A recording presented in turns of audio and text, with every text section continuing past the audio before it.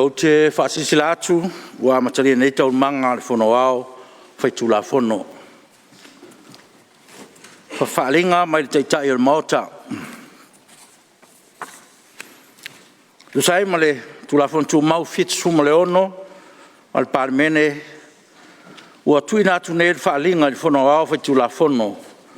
Mo le ilo ino le tula whono tau whaofi, ua whaalia I nei, mua tula whono tau whaofi o tau teunga, o le tula whono pūlenga o taulanga, lua o lua lua. Tuina atu le nei aso sfu fitu Oketopa, tau sanga lua o lua lua, sa inia e ona po fia me na omi mta afa, tai o maota.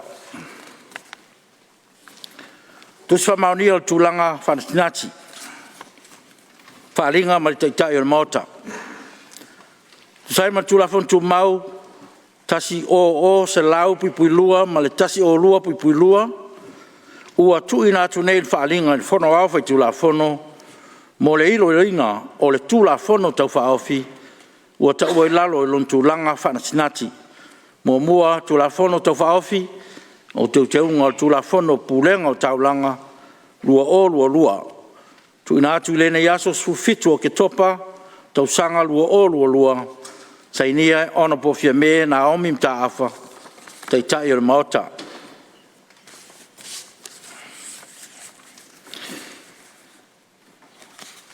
E ofo lofa ma whaatalo whaatu I le paia Palemene nei aso fau. I le toi tau au fia ai o le tātou maota, e tu sai ma le kālena o tātou aso fono. Tātou te awai whaatasi I le loto whaafitaia e le atua, o au a pēsenga lava o vai nei tai au, I mea sili wa ia whaia mo I tātou. E le ngata o mwhai on tātou wheloa I le manuia mo le tātou ngā luenga. Ai o mwhai whai on whaatau nuina, manuia, sauni ngā lo ia o le whaatau toina o le ao le malo. Le fionga le tama ainga, le fionga tu mene li whano wa le toa swala vi le lua. Ua mai o le saunoa le sui fonftalai le teimi o sola. Ai wale nofo lava I le langona o le fia, ma le fia wha leo se whaftai pa ia o le Palemene, o na ua mau o lunga, ma mamalu le sauninga le tai au, o na o lo tātou a wai whatasi, wha malo, whaftai. Tu mau lava mamalu o le tātou maota, o pa ia fo e re popo se ngangana, a le whonga fitalai, le fio lau fionga te mai tai Palemia, ma lau ka peneta filfilia. Sa whainga fionga I minstala ngolango. Fio fwoi lau fionga le taitai o rei tuangai, ma le mamalu o rei tu o le tātou maota. O mamalu whaaifonga taia, o le alo wha o sa whainga mamalu, a le Palemene lona sfun mal fitu. A pa ia fwoi e tu maurunga e toa iai le puao. Wa ainga ma tama fwoi ma ainga. E usonga tu mua mapule, I tu au mala taua, ainga I le tai ma le vao fonti. Ai whapea fwoi le whala le se, I atu tuila ma manua, a le whaano nonga manu, au no le tala le lei. O le whaftai ma le viinga, ia fwoi ma tuma watu I le atua. Le alo whaiva le tātou maota le nei tai au, ia alo whangia le atua, ia tafa funga, le tofa ma le utanga sa iri, I lona nganga pa ia. Manuia le sunga fono lau fionga I te maitai Palemia ma le pa ia o kapeneta, manuia le sunga fono fionga I minstala ngolango, anga le lei le atua le sunga fono, ma le fionga le taitai le tua ngai ma le tua o le mauta. Ia manuia le tapu I mai le atunu, e le ngata I samonei, e whapea fo le mamaru le tunu, o lo tapu I mai tu e fia o le lorangi. Isi fasi silanga al fonftalai. Tu sai me tula fon tu mau tors fruiva pui lua. Ua tufa ina tu ilunga o au tau lau. Ia tusi o lafo, ma tau manga al fono au fai tula fono, mo le tau afianga mua al pae ingas fulmar fitu le nei, e amata maila sfulfa se tema lua o lua tasi. Se eo ile aso lua fruiva aprila, lua o lua. Tuina atu pepa. Mua, pepa le Palemene lua filusulu lua pa lua filusulu tolu numero 5 sufitu. Li pote o ngā luenga le ofiso e tusi sa mo mo le tausanga whalitupe lua fisfulu iwa lua filusulu.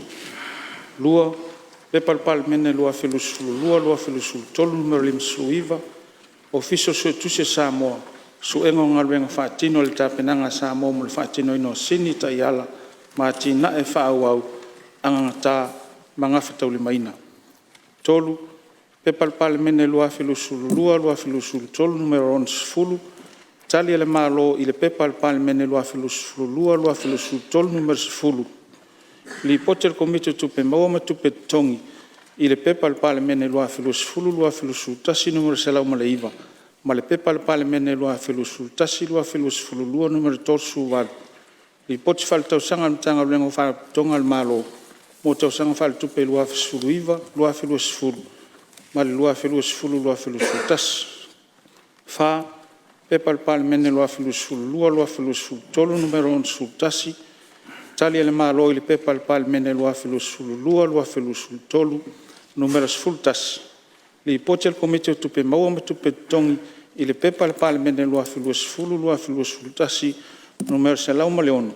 Ma le pepa le Palemene lua filusulu tasi lua numero 2 fa. Li pote fal tausanga fal tupe tu tonu sa moa. Mo tausanga fal tupe lua filusulu iwa lua filusulu. Ma le lua filusulu tasi. 5. Pepa le Palemene lua filusulu tolu numero 11 lua. Tali le malo i le pepa le Palemene lua filusulu tolu numero 23. Li pote le komite tupe maua ma tupe tongi i le pepa le Palemene lua filusulu tasi numero selau ma le fa. Ma le pepa le Palemene lua filusulu tasi lua filusulu numero 3 Li pote fal tausanga le fal tupe la tina o Samoa. Mo tausanga fal tupe lua filusulu iwa lua filusulu. Ma le lua filusulu tasi. Ono, pepa le Palemene lua filusulu tolu numero 11 tali le malo i le pepa le Palemene lua filusulu tolu numero 3.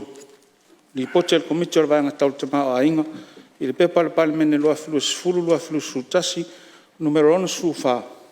Li pote fal tausanga le mtanga le pisinisi a la manuia maleipa. Pote tausanga fal tupe lua filusulu iwa lua filusulu. 7. Pepa le Palemene lua filusulu tolu numero 11 fa. Li pote le ofisa se tu sili au i lunga o tūlanga whale tonu mo le tausanga whale tupe lua filusulu iwa lua filusulu. Walu sa lua patas tu la fon fatun tono le pulenga o whainga whaiva ngā singa mala au natu I whafo o loa tau ia lua filusulu ma le whalo alo lo fiong. Tuina atu o le poti a komiti wha Palemene. Mua, pepa le Palemene lua filusulu pa lua filusulu tolu numero 5 I poti al komiti tūlanga alo ia ma mi o tau loa. I lunga o whaitiong tustusia alo ia le sui Palemia. E whaasanga I sui fono I tū malo le pā mwhaleata numero 3. Toi a sia o le whasalanga. Lua. Pepa le Palemene lua filusulu tolu numero 5 fa. I poti al komiti tūla fontu mau. I le pepa le Palemene lua filusulu tasi numero 51. Whamtalanga o sini au tū ale ofisi tausi mawaenga le malo mo le vaitaimi lua filusulu tasi lua filusulu fa. Tolu. Pepa le Palemene lua filusulu tolu numero 5. Li pote le komite tūla fontu mau. I le pepa le Palemene lua filusulu tasi numero selau ma le 5. Ma le pepa le Palemene lua olu tasi lua olu numero 5. Li pote le komisina o sulu whainga. I le tūlanga o aia tau tangata soifua lua olu tasi. Fa pepa le Palemene lua filusulu tolu numero 51. Li pote le komite tūla fontu mau. I le pepa le Palemene lua filusulu tasi numero selau tolu. Ma le pepa numero 3 Li pote fal tausanga le official komisina o sulu whainga. O tausanga fal tupe lua filusulu. Ma le lua filusulu tasi. 5. Pepa le Palemene lua filusulua, lua filusutolu, numero fasfuluiva. I pote al komiti tupe maua me tupe tong. I pepa le Palemene lua filusfulu, lua filusutasi, numero iva suluiva, ma le pepa numero lua sfulufitu. I pote fal tau sanga le whaapitonga me tau fale Samoa. O tau sanga fal tupe lua suluiva, lua filusfulu, ma le lua filusfulu, lua filusutasi. Ono. Pepa le Palemene lua filusulua, lua filusutolu, numero 5 sultasi, li poti le Vaega, komiti o le Vaega tau tamau ainga. I pepa le Palemene lua filusfulu, lua filusultasi, numero 6 sultasi. Li poti faltau sanga le mtanga ruenga, o mta upu tau le vale fafo, fatau inga. Lua filusuiva, lua filusfulu. Fitu. Pepa le Palemene lua filusulua, lua filusutolu, numero 5 sfululua. Li poti al komiti o le Vaega o atina SS. Li pepa le Palemene lua filusfulu, lua filusutasi, numero 11 sfulufitu. Ma le pepa numero 4 sfulufa. Li poti faltausanga le tanga luenga o ngā ruenga, fela ua inga ma atina SS. Mo tausanga faltupe lua fisuiva, lua filusfulu. Ma le lua filusfulu, lua filusutasi. Valu. Pepa le Palemene lua filusfulu, lua filusultolu, numero 5 sfulutolu. Li poti al komiti o le Vaega o atina SS, i le pepa le Palemene lua filusfulu, lua filusutasi, numero 7 sfulutolu. Li poti faltausanga le pulenga o malai vaalele, lua fisfuluiva, lua filusfulu. Iva, pepa le Palemene lua filusulua, lua filusultolu, numero 5 sfulufa. Li poti al komiti o le Vaega o atina SS, i le pepa le Palemene lua filusfulu, lua filusutasi, numero 6 maltasi. Li poti faltausanga le pulenga suhavai, lua fisfuluiva, lua filusfulu. Sefulu. Pepa le Palemene lua filusfululua, lua filusfulutolu, numero 5 sfululima. Li poti al komiti o le Vaega o atina SS, li pepa le Palemene lua filusfulu, lua filusutasi, numero 6 tolutasi. Fuafuanga au tasi le pulenga suhavai, mo le vaitaimi lua filusutasi, lua filusulufa, ma le pepa numero 6 tolulua. Whamtalanga o sini au tua le pulenga suhavai, lua filusutasi, lua filusulufa. Sultasi. Pepa le Palemene lua filusulua, lua filusultolu, numero 5 sfuluono, li poti al komiti o le Vaega o atina SS. I le saro luafe, lua sultasi pafitu. Tu la fono la ititi o fale sa mo lua sulfitu. Fasisilanga o le amata whamaluina. Sfululua. Pepa le Palemene lua filusulua, lua filusultolu, numero 5 sfuluvalu, li poti al komiti o le Vaega o atina SS. I le pepa le Palemene lua filusfulu, lua filusutasi, numero 6 ma le lua. Li poti faltausanga, a le pulenga fela o inga i le lau ele, lua fisfuluiva, lua filusfulu. Sfulutolu. Pepa le Palemene lua filusfululua, lua filusfulutolu, numero 11 sfululima. Li poti al komiti o le Vaega taulava fealoa i le pepa le Palemene lua filusfulu, lua filusutasi, numero 7 sfululua. Ma le pepa numero 5 sfuluiva. Li poti faltausanga le pulenga o tine i mū, ma whala wale whafo se i Samoa, mo tausanga faltupe lua fisuiva, lua filusfulu, ma le lua filusfulu, lua filusutasi. Sfulfa. Pepa le Palemene lua filusulua, lua filusultolu, numero 11 sfuluono, li poti al komiti o le Vaega taulava fealoai. I le pepa le Palemene lua filusfulu, lua filusutasi, numero 10 li poti faltausanga le whaapitonga whaavai tau whatungao. Mo le tausanga whale tupe lua filusfulu, lua filusutasi. Sfulma 5. Pepa le Palemene lua filusulua, lua filusultolu, numero 11 sfulufitu. Li poti al komiti o le Vaega taulava fealoai. I le pepa le Palemene lua filusfulu, lua filusutasi, numero 6 sfuluiva. Li poti faltausanga le tanga luenga leo, falpuipui ma le toe fuatainga. Mo le tausanga whale tupe lua fisuluiva, lua filusfulu. Sfuluono. Pepa le Palemene lua filusfulua, lua filusultolu, numero 11 sfuluvalu. Li poti al komiti o le Vaega taulava fealoai. I le pepa le Palemene lua filusfulu, lua filusutasi, numero 5 sfulufitu. Ma le pepa numero 2 sfuluiva. Li poti faltausanga le mtanga luenga o soifua ma loloina. Mo tausanga faltupe lua fisuiva, lua filusfulu, ma le lua filusfulu, lua filusutasi. Ma le sfulu ma le fitu. Pepa le Palemene lua filusulua, lua filusultolu, numero 11 sfuluiva. Li poti al komiti o tūlafonu tumau, mata upu tau whainga pālota, tā sanga mo tō whinga whalwhawai. I le pepa le Palemene lua filu sifulu, lua filu sultasi numero se lauto luiva. Li poti ala official commissioner o whainga pālota. Mo le whainga pālota la ititi, i tū mālo pālota o nganga i whamaunga, numero lua filu sifulu. Mo le whalo alo lau whionga. Ngā ruenga o le aso.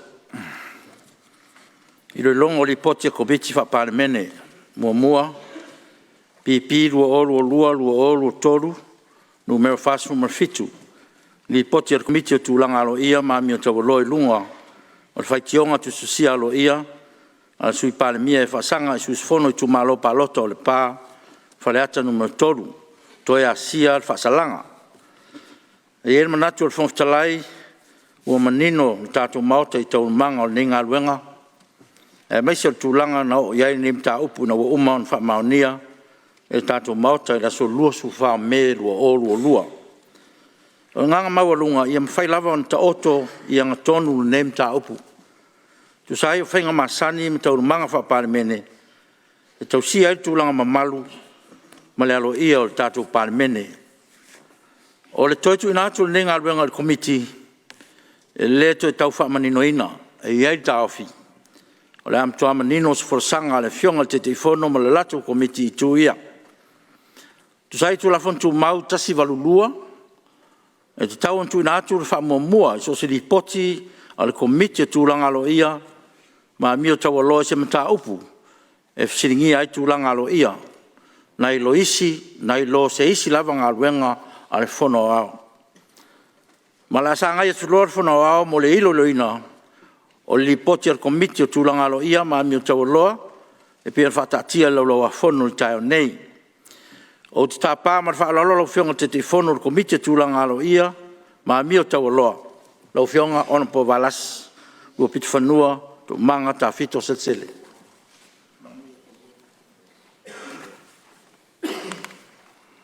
Lau fionga le whonftrai, o te tūlai ma le whaaloalo e whātū le lafo. Ina ia whaamaonia le whonoao le ripoti al komiti o tūlanga alo ia, ma mio tau aloa. I le whaitionga, tustusia le fionga e le sui Palemia, e whaasanga i sui mo le pā, o whaleata numero tolu. I lea whaitionga, o lo tu ina atuai ana sa ililinga, ma whautuanga. Le lafo lea. Toanga, whainga whaiva, wapea fo ia businesi, malamanuia, malaminstao, leo. Tule mai lau whionga le te fono, komiti, tūlanga alo ia, mami o tau loa, mo tō lalo wina, sa di ringa whautuanga, mali ngā fono o la o tō komiti. Mole lau whionga pe mwhai na whais whamtalanga, whai la vele mwhai. O lau tō no fwoi lalo. E lo se teimi, ma lewa noa tu nātu alo ia lau whionga. Tule mai lau whionga le te fono. Lau fionga le whonftrai o te wholasia i luma o le Palemene, le ripoti al komiti o tūlanga alo ia mami o tau loa. Mo le silfia le nei mota, ma le whaafonga tā poi mai a Samoa.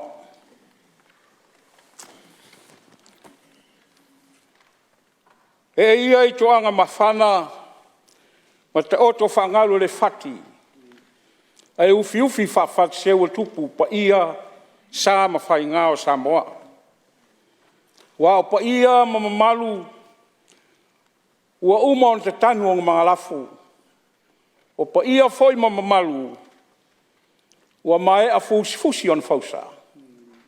O pa ia foi ma mamalu, ua aisa o nei a sei tulau. O Samoa o le atunu ua uma on tofi, ua ta oto ala o na upopo. O le sami e le son whangotalia e stautai. Ai le ai fo i seisi e toe tapu vai la aina, pe utu vai tofo iai. Ua Samoa la vai ia, e mamana fo i na upu, sei tu lau. Le ai a se vave, le ai se poto.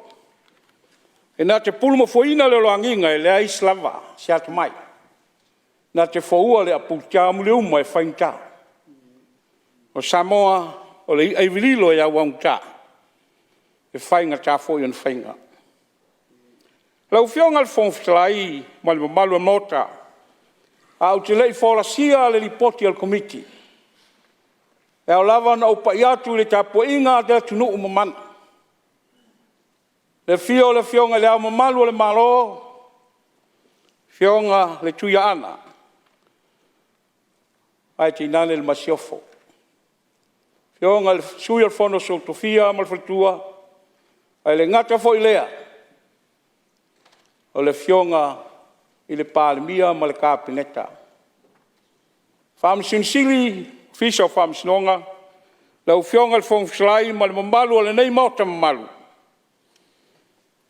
Ai a Samoa ua poto o ma whaafonga mai. Pa ia maulunga wa tama ma ainga. Ainga ma tama. Tu au ma la tau ainga le tai ma le wao fonti. Ai ale whaafonga le tātou motu i sae po le tātou uso.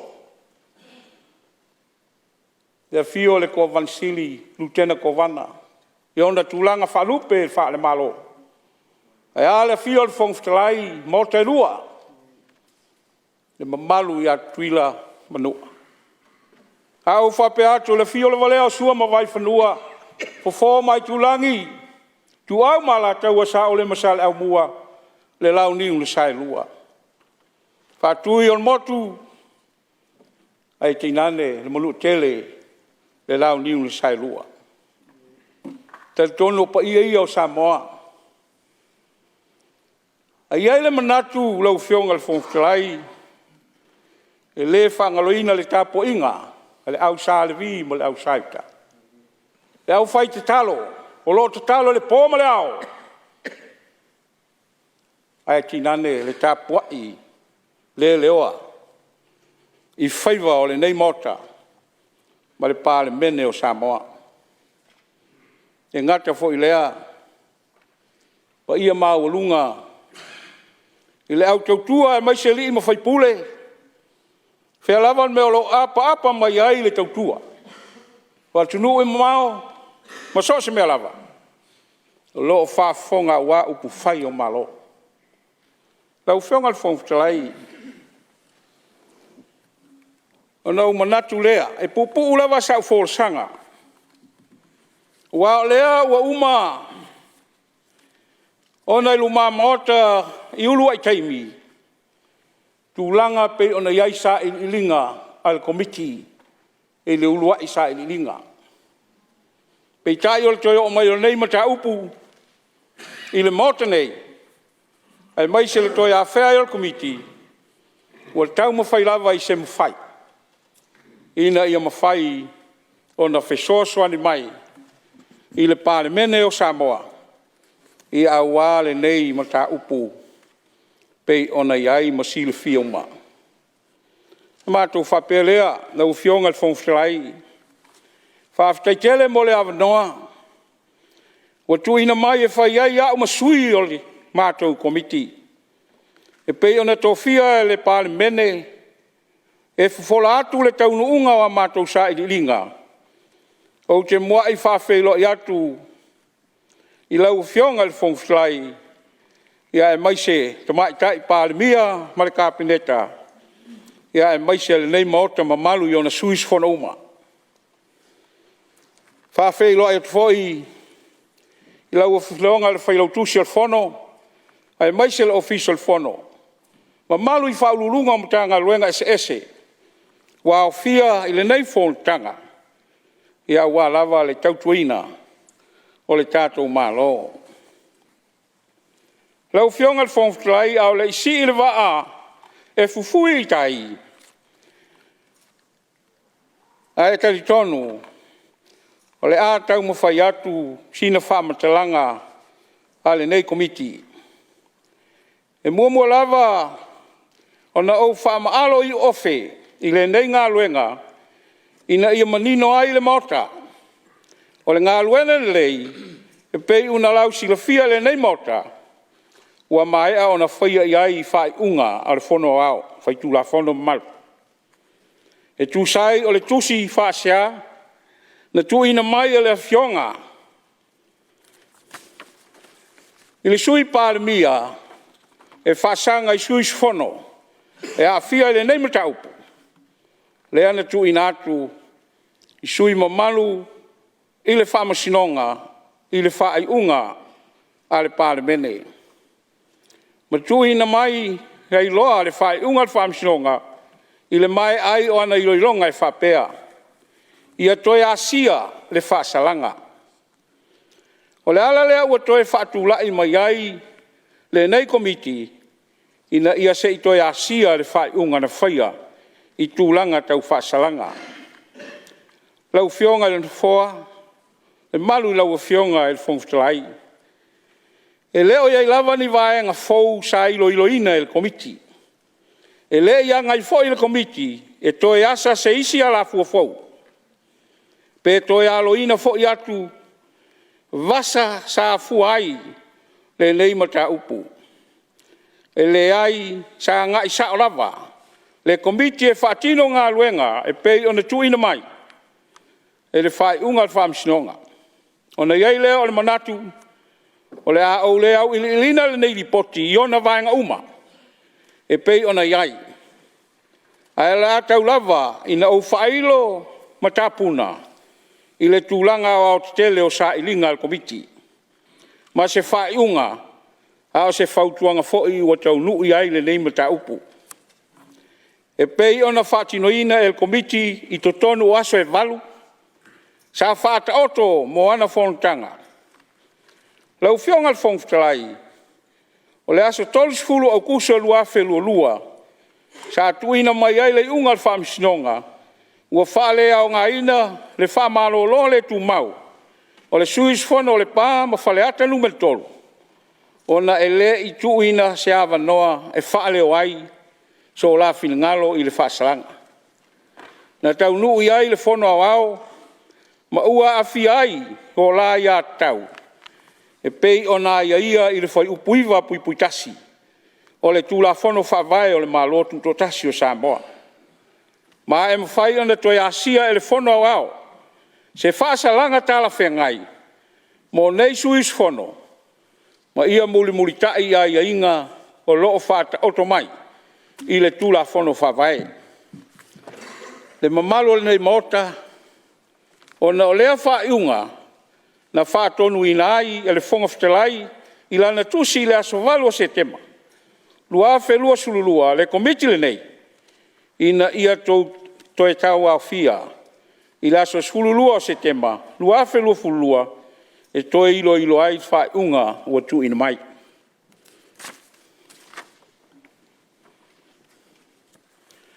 Na iai ni atolunga o nisi o sui al komiti. Na ufionga al whongwhtalai. E winga i le afuanga o le nei ngā luenga. Lea ua toe tau au fia ai nei le komiti. O stulanga sa fehe. Whaaso a iai le afionga il whongwhtalai. Mo le whaamanino ina o vaenga ia sa mo ombia ele komiti se maninonga. O na ia tūlanga, o mai tauina ai ele komiti, ma ua whaamauina ele ofisa, i ei lava vaenga le tūlafonu tū mau ma le tūlafono, o pule ma tūlanga alo ia, e whesotai ma le nei mata upu. E ao ona toe sirisila iai, mo ni teunga tala whengai mo le rumanai. E pei foi ona sa whautuaina e le ofisa o loi sili i le wheilo inga mal komiti. Lau whionga le whongwhtalai, sa maua le awa noa suis fono o lo a fia i le nei mata upu, e wheilo iai mal komiti ma whaalia mai ai foi o la tauta ofi. E winga i le whasalanga sa whautuaina e le komiti le fono ao, ma ua toe au mai ai le whae unga al whamsinonga ina ia toe asia. O na ua mai lea i le whae unga al komiti la uwhionga i le whongwhtalai, i sa i linga al komiti i le au au tele, o le nei mata upu. Ua taunu uai i le komiti i sa la tau whautuanga e tu inatu i le fono ao. Taluai ua whaamao nia le whamsinonga le solia e sui fono o tūlanga aloa ia le Palemene. Ma whaamao nia ni a mi o whaale mi ngau e a ngai le Palemene, o nei soli tu la fono, o ni soli to la fono matu ia. Ma e iai le talitununga, o le komiti, e tatau ona iai se fua whātau, ina ia tā ofi ai ni whainga whapenei, pe ato e tutupu mai i le lumanai. O le whaiunga sa atu inatu le fono au, se ia iai se aso. Peitai,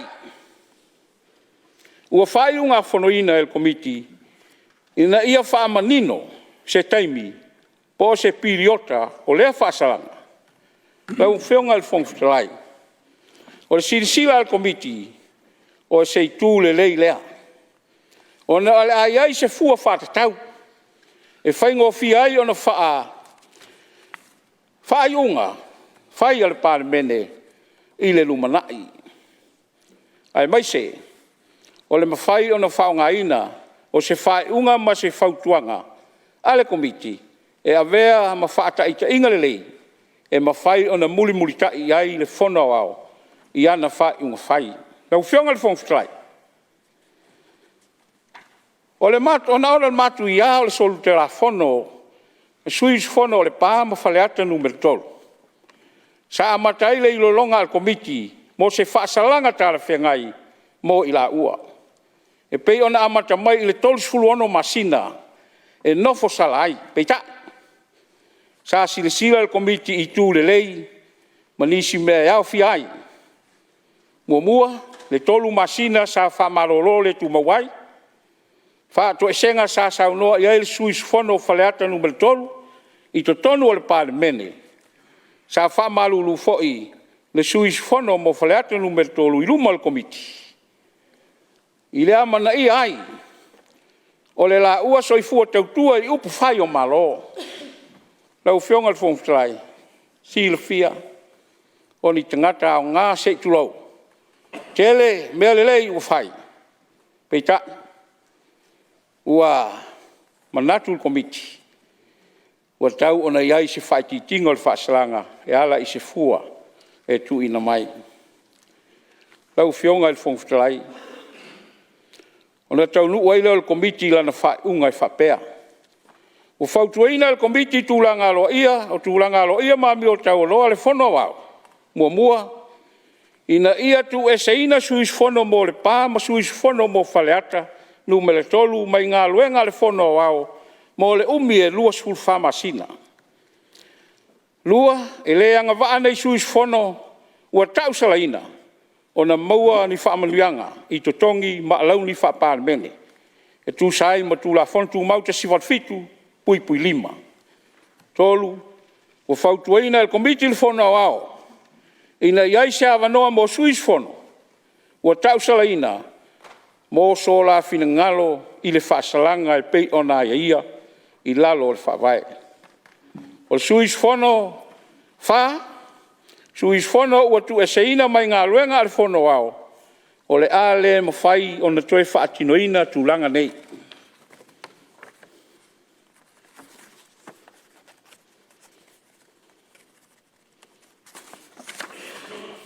Le whai ona te ulwhale i le mota, po o malae, maloto al Palemene.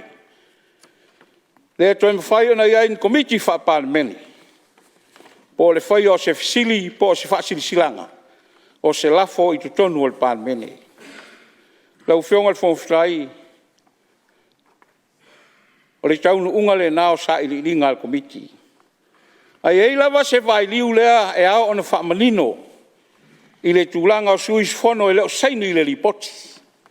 E leo se mea whau lau whionga le whongwhitalai. O lea ia tau wha suis whono.